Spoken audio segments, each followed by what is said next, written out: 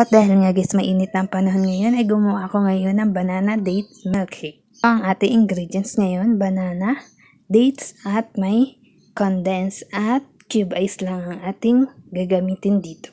At i-blend lang natin ito ng mabilisan dahil malambot lang naman ang banana at itong ating dates. Hindi na ako mapagastos o mapabilis sa labas ng mga milkshake ay gumagawa na lang ako ng aking sariling drinks. Kakaamis nga guys gumawa ng mga ganitong klase ng drinks.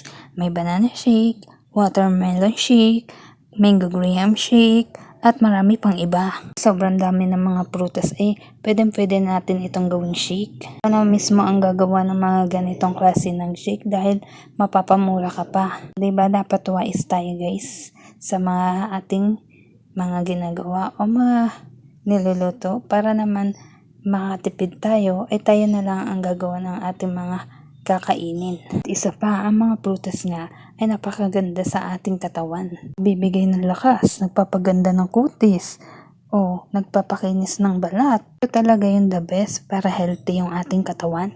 At yun lamang po. Thank you for watching my video.